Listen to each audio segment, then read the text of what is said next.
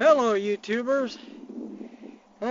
Today I'm doing a long-term review of my backup camera, which is actually a Midland HTC, I think it is. I can't remember the exact title. I've had this thing since about 2010. And take a look at it here. Really simple camera to use. Very simple. But it's standard def. It's not high def. They had a high def version at the time, but it was much more expensive. This thing cost me, I think it retailed for like $115. I think I paid like $85 on eBay for it, brand new, with all the mounts and stuff. Anyway, you can see right here, it had a rubber piece that went over here, which has been long gone. But, so it's got the USB connection, and the micro SD card goes right there. It'll take a micro SD card up to 32 gigs, I think. I've used them up to 32 gigs in it. And it's real simple to use. You just, when you want to record, you just slide the button forward and it starts recording. You'll get, kind of hard to see, but this LED will come on, and then it'll be green. This one will be green, and then this one will be red. Now this one's been out for a while, but it's hard to see in bright daylight. Now, one of the things I like about this camera is simple to operate. You know, you have it on your hat or somewhere, you push that lever forward, starts recording. It takes about 3 seconds to start recording. It takes about 8 seconds to shut off. Very convenient. This one takes batteries, AAA. 2 AAA batteries, so you don't have to worry about recharging. If you got batteries in your pocket, you can keep going as long as you don't run out of room on your card. One of the big problems with this thing, though, is this little button, the switch, gets loose in it, as you can see. And I found out that one time I hit record, some geese were flying over. I hit record, took a shot of them with my 10 gauge, and the recoil shut the camera off. So I didn't get the whole shot. So you guys never saw that. So that's why I've got a hair tie on here. It puts enough tension on the switch to where it'll keep it on or off, either way.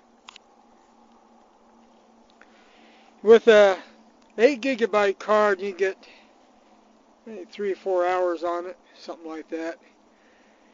The video quality is not too bad. I mean, it's standard def. It's not awful.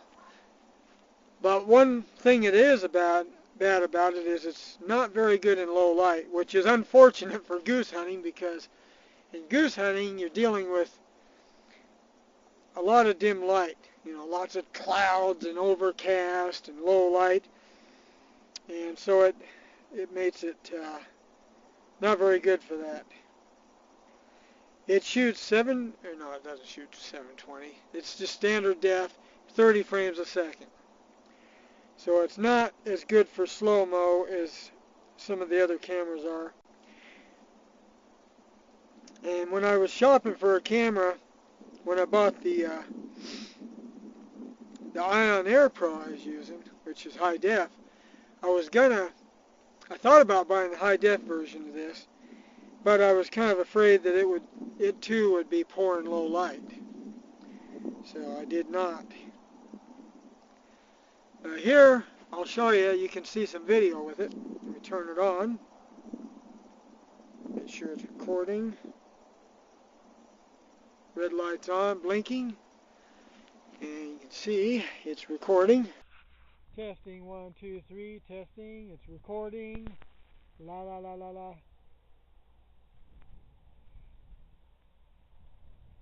course, the wind, if wind hits it, of course, it's hard to hear me talking. I know I have a little bit of a mumbly sound voice anyway, so it's really bad if the wind is blowing. but it works okay and it's reliable. That's what I like about it. It is reliable.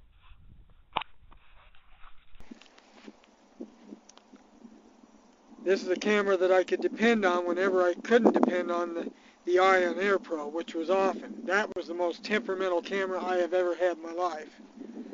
And now it's gotten to the point where it's not even usable because the battery says it's charged and you go to use it and it shuts off almost immediately, acting like it has no battery. So I gave up on it. But it took stunning video. It was good video and it was pretty decent in low light. It was, I had it set on the last times I used it, I had it set on 720p 60 frames a second. There was 1080p 30 and 720 60, and it was pretty simple to operate. It too had a slide switch on top, but also it had a on-off button. You can't take pictures with this camera. It's just video, strictly video. If you wanted to get a photograph out of your hunt, you'd have to have video, and then you'd have to process it on the computer and make a still out of one of the frames. That's what you'd have to do. But where you really see how poor it is in low light is my video called Extreme Long Range Goose Kill, I think it's called. And that one, the light was real dim that day, and I looked down at the ground and the ground will light up. Now I look up and it gets dark and light, dark, light, and dark. I actually had someone comment that they asked me if it was filmed with a potato. So, but that's what I had at the time. Anyway, I hope you enjoyed this video. I don't know if they even make this standard TEF edition anymore. But I hope you enjoyed this video or got something out of it. And thanks for watching. Please like and subscribe if you would. Thank you.